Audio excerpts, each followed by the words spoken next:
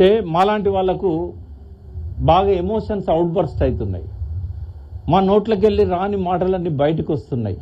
రక్తం సలసల మరుగుతూ ఉంది. దేనికోసం అంటే నేను ఒక అడ్వకేట్ ప్రొఫెషన్ వదిలిపెట్టుకొని వచ్చాను. హైకోర్టులో మంచి ప్రాక్టీస్ నాది, వరంగల్లో మంచి ప్రాక్టీస్. కోర్టులో ఒక రోజు చూస్తే ప్రతి పేజీలో రైతుల ఆత్మహత్యలని ఉన్నాయి. ఈ రైతులంతా ఆత్మహత్యలు చేసుకుంటా అంటే మనం డబ్బు సంపాదించడానికి కోర్టులో న్యాయవాద వృత్తి ఎందుకు చేయాలి? డబ్బులు ఇస్తే ఎవరైనా చేస్తారు కదా. మేము అట్లా ఆలోచించి కేసీఆర్ గారు వస్తారో రారో తెలియదు, మాకు ఆయన గురించి కూడా పరిచయం లేదు. జయశంకర్ గారు, నేను, కేశవరావు జాదవ్ గారు, పాశం యాదగిరి, గద్దరు, మేము అందరం కలిసి పిచ్చోళ్ళలాగా తెలంగాణ అంతా తిరిగినాం.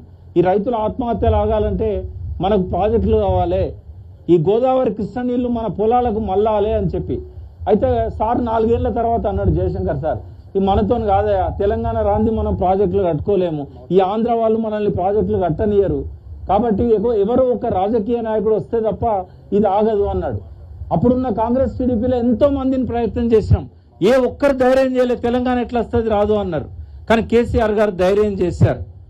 కేసీఆర్ గారు ధైర్యం చేసి మొదటి రోజు నుంచి కూడా ఎన్నడూ ఆయన నమ్మకాన్ని కోల్పోలే.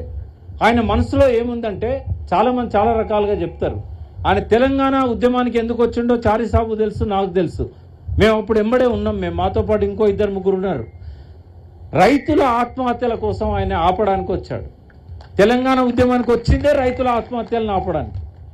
అందుకే తెలంగాణ వచ్చిన తర్వాత 9.5 సంవత్సరాల్లో ఏ సంవత్సరమైన ఖర్చైన బడ్జెట్ అంతా మీరు చూసినట్టయితే 50% రైతుల కోసం పెట్టాడు, సాగునీటి కోసం పెట్టాడు, ప్రాజెక్టుల కోసం పెట్టాడు, కరెంటు కోసం పెట్టాడు.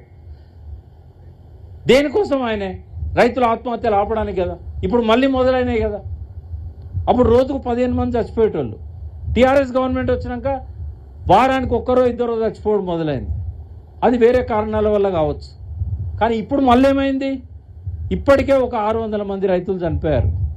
ఈయన చేసే అసమర్థ పనుల వల్ల, అపరిపక్వత వల్ల, ఆంధ్రులకు ఊడిగం చేసే కుట్ర వల్ల మరి కడుపు మండదా? ఏ ప్రాణాలు కాపాడడానికి మేము జీవితాలను త్యాగం చేశామో, మంచి వయస్సులో 30 ఏళ్ళు ఇప్పుడు తెలంగాణ ఉద్యమం మొదలుపెట్టి 30 ఏళ్ళు త్యాగం చేసిన మాలాంటి వాళ్లకు ఈ బేవకూఫ్ పనులు చూస్తే మా కోపాలు రావా?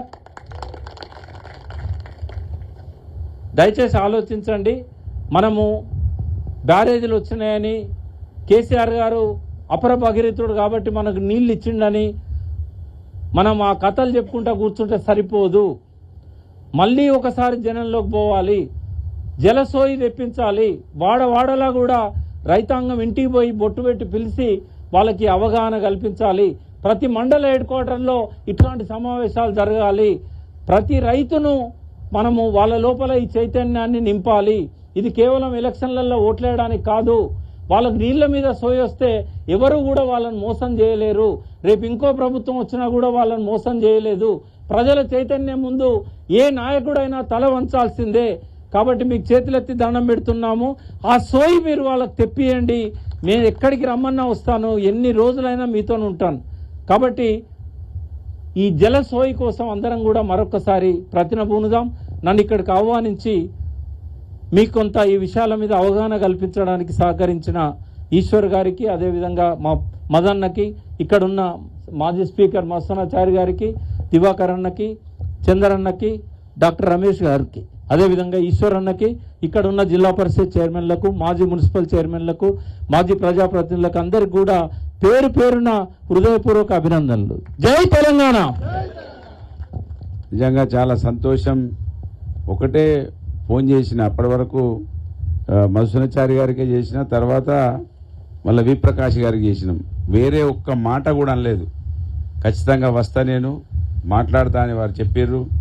ఇంత సవివరంగా నిజంగా లెక్కల కన్నా ఎక్కువ గ్రామీణ భాషలో అర్థం చేశారు మాకు.